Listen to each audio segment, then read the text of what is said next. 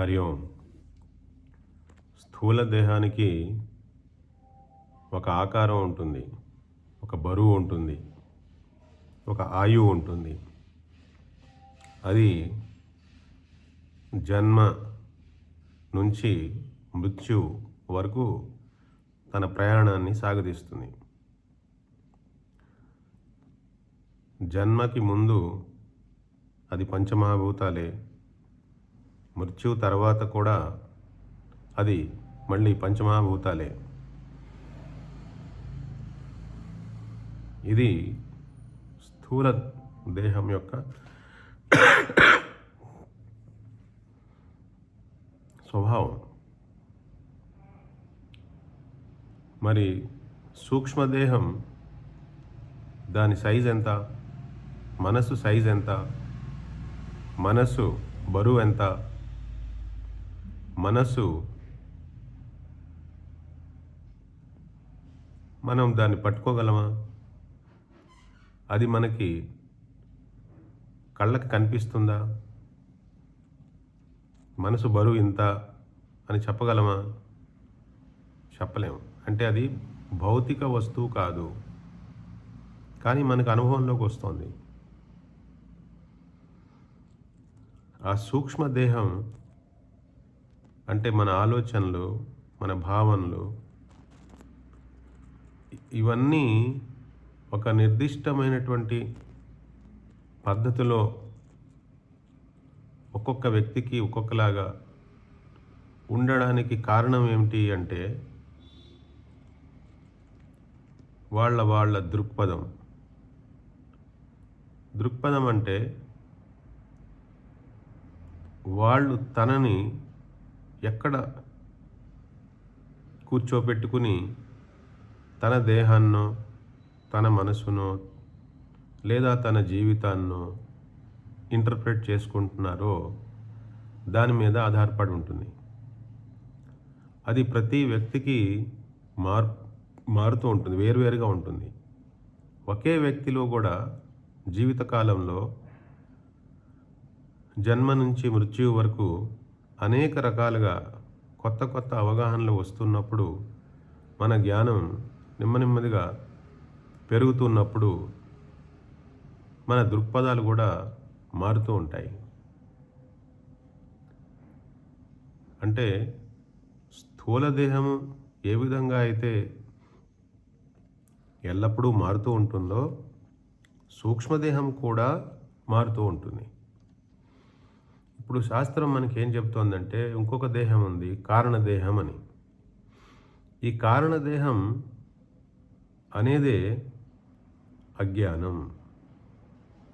అజ్ఞానం అంటే మనం నేను ఎవరిని అనే అనుసంధానం చేసుకోవట్లేదు. నేను దేహముని అనుకుంటున్నాం.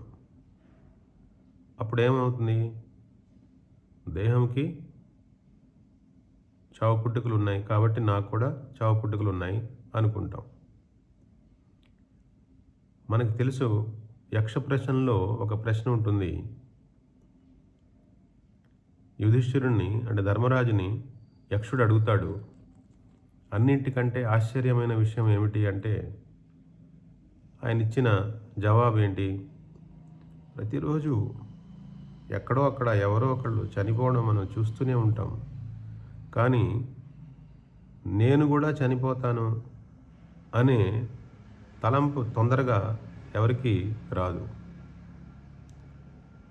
చాలా సూక్ష్మంగా విషయాల్ని గ్రహించినప్పుడే ఈ దేహం కూడా ఒకరోజు వెళ్ళిపోతుందిలే అనే కొంచెం వైరాగ్యం వస్తుంది. మన జీవితకాలం అంతా మనం ఏం చేస్తూ ఉంటామంటే ఈ దేహం అంటే ఈ స్థూల దేహం సుఖంగా సురక్షితంగా ఉండడం కోసం దీనికి ఒక ఇల్లు కట్టుకుంటాం. ఆ ఇంట్లో మనం ఉంటాం.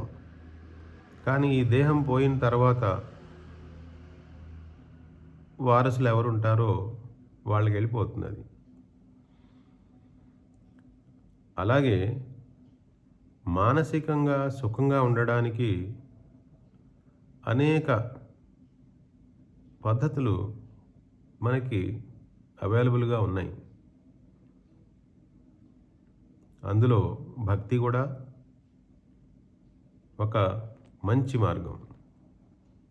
భక్తి ద్వారా మనం లోపల మనసు ఆహ్లాదకరంగా, సుఖంగా, ఆనందంగా ఉండడం కోసం ఒక ప్యాలెస్ కట్టుకోవచ్చు.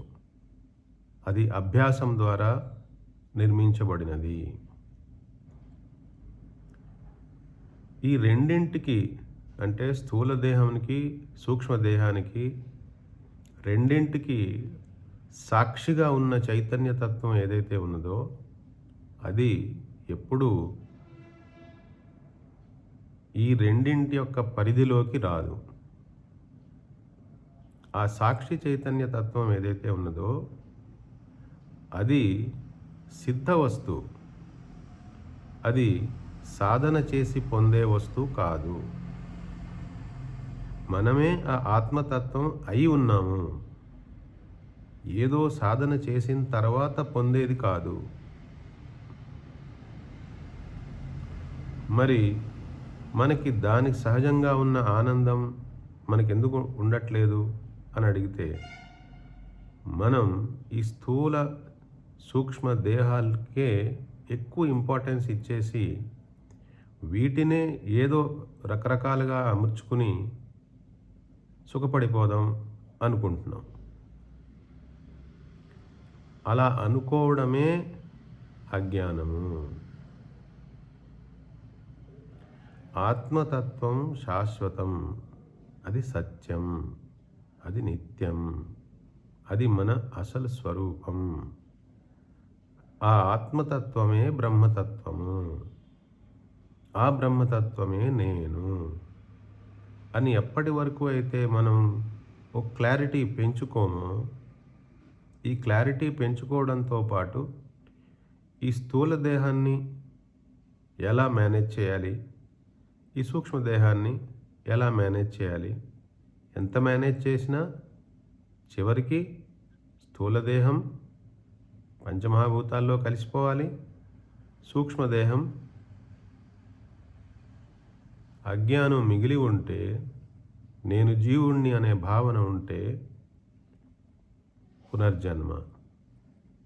నేను బ్రహ్మతత్వము అని తెలుసుకుంటే ఇంకా పునర్జన్మ రాకపోకలు ఉండవు.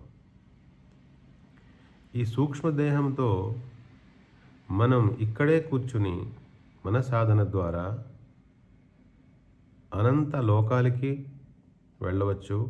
అనంత లోకాల అనుభవాల్ని ఇక్కడే పొందవచ్చు. దానికి ఎన్నో ఉదాహరణలు మన దగ్గర ఉన్నాయి. కానీ అవన్నీ అభ్యాసం ద్వారా పొందినవి, శాశ్వతం అయినవి కావు. శాశ్వతంగా ఉండేది ఆత్మతత్వము, అదే సాక్షి, అదే బ్రహ్మతత్వము, అదే మన అసలు స్వరూపము. ఆ ఆత్మతత్వములో ఎటువంటి మార్పు జరగకుండా ఈ 3 దేహాలు లేదా ఈ 2 దేహాలు మనకి అనుభవంలోకి వస్తూ ఉంటాయి. ఎప్పటి వరకు అయితే మనం డీప్ ఇన్వెస్టిగేషన్ అంటే అంతర్ముఖత పెంచుకుని మనలోకి మనం ప్రవేశించమో అంతవరకు మనకి బాహ్యంగా ఉన్నది లేదా అంతరంగా ఉన్నది ఈ స్థూల సూక్ష్మ దేహాల మధ్యలోనే మనం తిరుగుతూ ఉంటాము. హరి ఓం.